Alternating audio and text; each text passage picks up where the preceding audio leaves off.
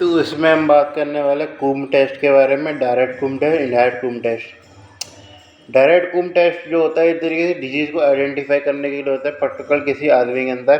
तो यदि किसी अंदर पार्टिकुलर आदमी के अंदर ऑलरेडी हेमोग्लोबिनेशन की शुरू हो गया या संभावना लग रही है उनको, तो उसमें क्या होगा, हमारा एक तरीके से आरबीसी एक तरीके से जो एंटीबॉडी हैं जिसके कारण हीमोग्लोबिनेशन को मिलता है, एंटीबॉडी कोटेड होती है। तो एंटीबॉडी कोटेड होने के कारण क्या तो कॉम्प्लीमेंट्स इम्यूनिटी सिस्टम से उसके द्वारा मेमोरी अटैक कॉम्प्लेक्स बनाकर उसे हिमोलाइसिस डिस्ट्रक्शन कर दिया जाएगा, फेगोसाइटिस के द्वारा उसे पाचन कर लिया जाएगा। ये चीज़ हो रही है, जिसका डिस्ट्रक्शन हो रहा है। ये डायरेक्ट कुम टेस्ट होता है, हम डिजीज को आइडेंटिफाई करने के लिए इसमें हम डालते हैं कुम रिएजेंट डालते हैं। इस तरीके से पेशेंट का ब्लड निकालते हैं, उसमें तो कुम रिएजेंट डालते हैं।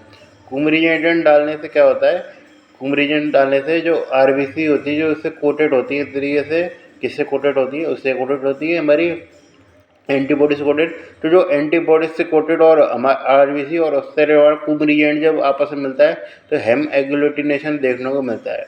ये तरीके से एग्लूटिनेशन दिखने में मिलेगा आरबीसी का। ये कहलाता है हमारा डायरेक्ट कुम टेस्ट। इसमें ध्यान रखना आरबीसी कोटेड होते क्या कहते हैं वो डालना, हम कुम रिएजेंट डालने हैं, जिससे कारण क्या होता है हेम एग्लूटिनेशन देखने में मिल रहा है। दूसरे प्रकार का जो होता है इस तरीके से वो करते हैं हम इस तरीके ट्रांसफ्यूजन, जैसे जिसमें हमने किसी का सीरम निकाला। अब सीरम में हो सकता है इस तरीके से एंटीबॉडी पेजेंट को, एंटीबॉडी तो सीरम में ही बनती है। एंटीबॉडी यदि पेजेंट है तो उसको आइडेंटिफाई कैसे करेंगे, क्योंकि सिंपल सी बात है आरबीसी यदि कोटेड नहीं है तो कुम रिएजेंट तो काम करेगा नहीं ना अपना।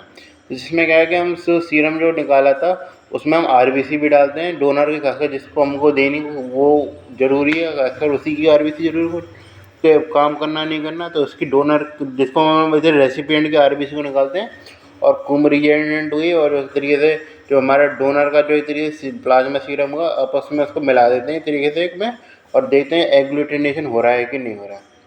कैसे पता लगा, यदि हमारा आरबीसी सरेप्टेबल है तो किससे के तरीके से डोनर की तरीके से जो इम्यूनोग्लोबिन से हीमोग्लोबिनेशन के लिए तो वो चिपक जाएगी, आरबीसी सरेप्टेबल है तो चिपक जाएगी। यदि वो चिपकी तो यदि कुम रिएजेंट तो यदि चिपकने के बाद सीधे रिएक्शन दे देगा अपना। यदि वो चिपकी और उसने रिएक्शन दे दी इसका मतलब ये है कि वो डोनर जो ब्लड है जो सीरम हम चढ़ाना चाह रहे हैं उसको वो उसके लिए सेफ़ नहीं है। इसलिए इसे प्राइमरी प्रिवेंशन के रूप में भी यूज़ किया जाता है, डिजीज आइडेंटिफिकेशन से उसका रोल नहीं रहता। तो ये होता है हमारा क्या, इनडायरेक्ट कुम टेस्ट।